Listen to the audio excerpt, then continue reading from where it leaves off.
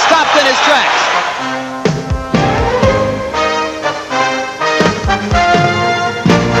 A tremendous left hook following the right hand by Ray Leonard. And now Hearns is holding on for dear life, which is something he didn't do in the first fight.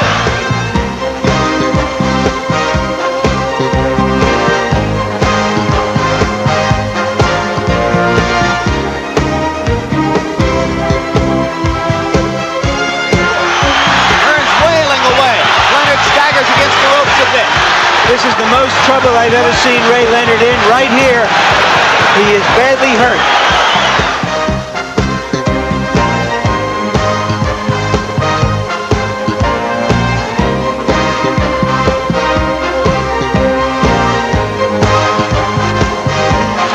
If Hearns goes down, he'll wonder for the rest of his life why he gave Leonard this chance. Can Ray Leonard do it? He's got a minute to go and an exhausted fighter in front of him.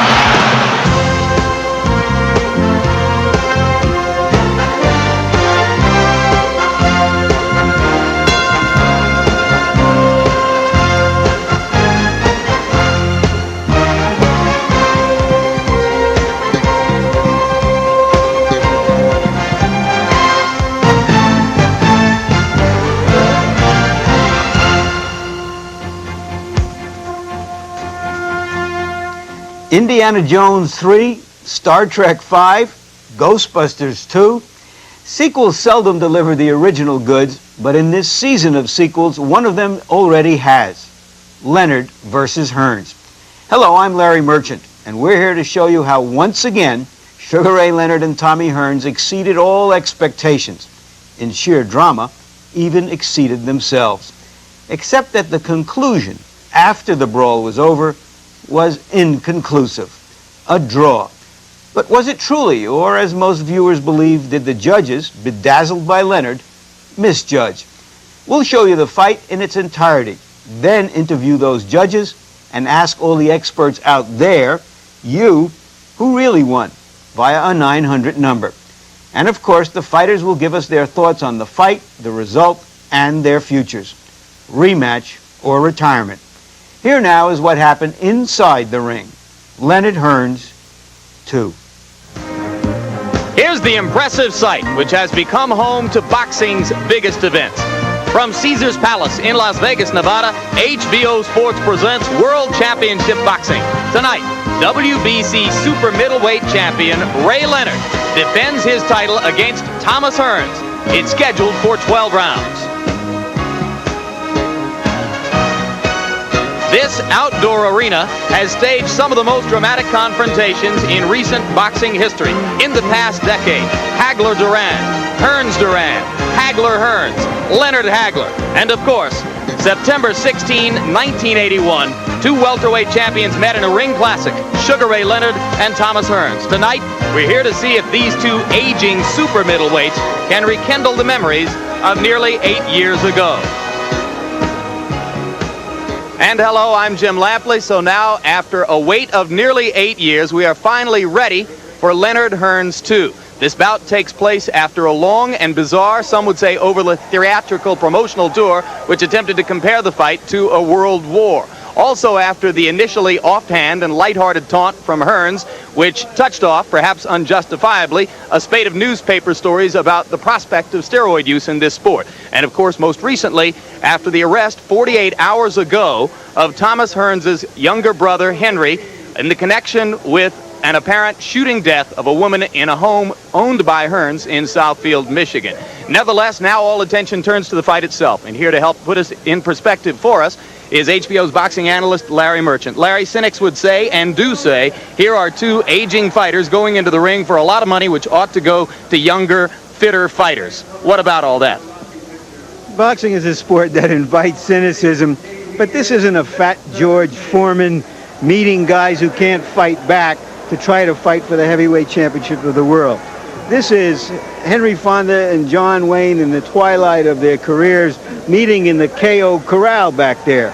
These guys are quality athletes. They've given us thrills and chills for a decade, and they've earned the right to this rematch. And in fact, many, many memorable fights have been fought by great fighters in the twilight of their careers when they slow down enough to become vulnerable. Sugar Ray Robinson, Joe Louis, Archie Moore, and, of course, Ray Leonard when he fought Marvin Hagler. What could be better than that? Let's have another one of those. And, of course, the public's demand for this fight is underlined by a financial bonanza, which is expected to make it one of the largest grossing bouts in the history of the sport. But if there's anyone who should complain about the presence of these two men in the ring, it's the man whom Ray Leonard himself has called the best middleweight in the world, Michael Nunn, who now waits on the sidelines while older fighters gobble up all these dollars. Michael, do you see this as two quality fighters who deserve this kind of exposure, or are these interlopers poaching on your territory? Well, no, I don't think so. I think, Tommy and Sugar Ray should get together and settle differences. Maybe it's 8 years too late, but let them go on and fight and get out the way, and hopefully they'll give me an opportunity to fight one of them. You don't mind waiting on the sideline for now? I'm a young man, Jim, and I don't mind waiting. I just want to fight the ultimate winner. All right, you will see who the winner will be from very close range as Michael, in place of Ray Leonard, our normal HBO analyst, will sit in with us tonight and help call a part of the fight with us.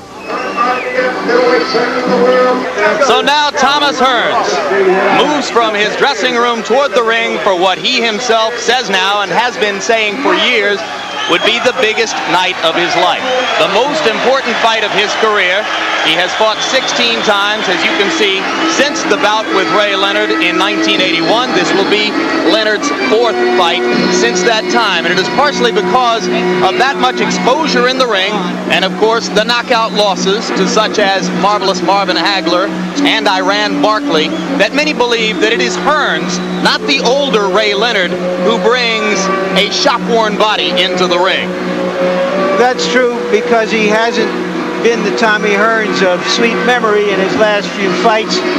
But possibly that can be excused because he may be like a guy who has played in $1,000 poker games, who when he fights lesser fighters is like the same guy having to fight in $5 poker games. He just wasn't as ready and wasn't as hyped up. We know he's had a long, sincere training effort. This fight means so much to him that he has to be considered dangerous and ready. Thomas Hearns has had 49 professional fights. He will be remembered, regardless of what happens tonight, more for his defeats than for his victories. I suppose his misfortune is that he came along at a time when there were so many other great fighters in his weight class. 38 knockouts among the 46 victories, and indeed, it has been the regret of Thomas Hearns' career, something beyond his control, that he has not had the audience appeal that his opponent tonight, Ray Leonard, possessed from the time he first entered the ring. And there he comes. As we mentioned, this will be only his fourth bout since the Thomas Hearns fight. And one of the things that distinguishes Ray Leonard from other outstanding talents who have been prize fighters is that he has been able to give his best on the big occasion. He goes beyond the big occasion. And of course that's what happened in the first fight between Ray Leonard and Tommy Hearns. A lot was expected of it because of the unusual circumstance of two great young fighters developing in parallel paths at the same time in the same division. He was the one who was able to deal with it. Since the first fight with Thomas Hearns, there was a bout with Bruce Finch. That was followed by retirement and eye surgery for the detached retina condition of the left eye. Then, a few years later, he came out of retirement to fight Kevin Howard, a bout in which, for the first time in his career, he was knocked on his butt in the ring. Retired for another 35 months, made the dramatic comeback against Hagler, fought against Donnie Lalonde, a 175-pound fighter, in November of 1988 in this ring. And now, for the first time since 1981, he puts together two fights in less than a year. And part of the significance of those two fights you mentioned, Howard and Leonard, was that he was knocked down for the only time in his professional career. And then we found out about what's inside Ray Leonard. And one of the givens of this fight is that when Ray Leonard is hurt, he's at his most dangerous. When Tommy Hearns has been hurt in the past, he has stayed hurt. Ray Leonard is wearing a robe which serves as a tribute to Nelson Mandela. And according to the information coming from Leonard's camp, it was 25 years ago on this day that Nelson Mandela, the imprisoned South African martyr of apartheid, was put in jail. So taking up the mantle of anti-apartheid tonight is Ray Leonard, and there is the ring record, 35 wins, the one loss, a decision to Roberto Duran in Montreal in 1980. 25 KOs among the 35 victories. Much has been made of the new muscularity of Ray Leonard. He has, of course, gained 22 pounds and then come back down a little bit since his first fight with Hearns. There's a look at the tail of the tape. Hearns still with the imposing height and reach advantages. Interesting that Hearns weighed in at 162.5 pounds, Leonard down at 160. The weight limit for this fight was 168. Well, of course, there's been a lot of talk about a weight limit of 164 pounds in their contract, but this weight may be best for Tommy Hearns.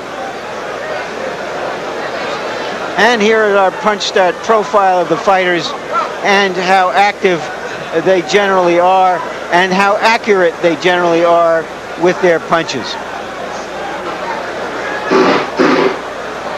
And now you can take a look at their jabs, and that is particularly important for Tommy Hearns, because when he fought at a distance in the first fight, that's when he dominated that fight. The rules of the bout, and this will be conducted under the rules of the World Boxing Council, whose super middleweight title is at stake. 3 judges scoring on the 10-point must system, no standing 8 count, no 3 knockdown rule, so you can be knocked down 3 times and still be in the fight. And you can be saved by the bell only in the last round. Right now, let's go up to ring announcer Michael Buffer for the pre-fight introduction. Ladies and gentlemen, welcome to Caesar's Palace here in Las Vegas, Nevada, where tonight Top Rank and Budweiser present The War. This bout is sanctioned by the Nevada State Athletic Commission. Chairman Dr. Elias Ghanem. The commissioners are Dwayne Ford, Jay Nady, Dr. James Nave, and Freddie Little, Executive Director Chuck Minker. Representing the World Boxing Council here at ringside is the president of that organization, Jose Suleiman, and supervisor Sam Macias. The chief physician at ringside, Dr. Donald Romeo. Also in attendance, Dr. Flip Omansky and Dr. James Wishgame. Timekeeper, Al Bisick. Counting for the knockdown seconds, Mike Lachella.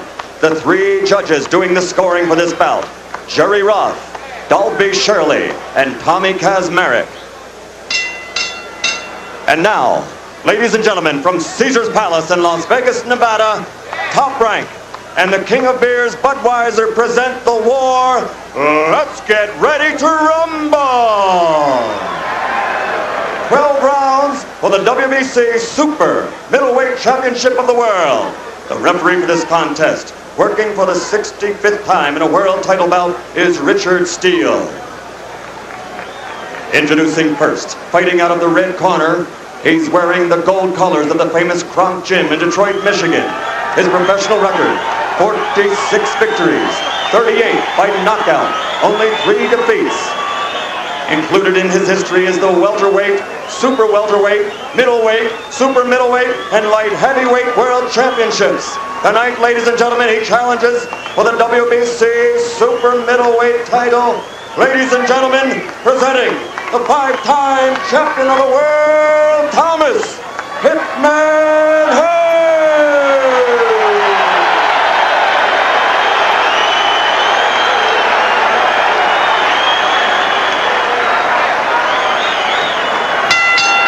And fighting out of the blue corner, wearing the red and white trunks from Landover, Maryland, this Olympic gold medalist of the 1976 Games has a professional record of 35-1, 25 by KOs.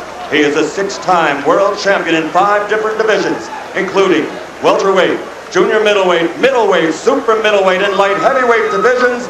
Ladies and gentlemen, introducing the WBC super middleweight champion of the world, Sugar Leonard.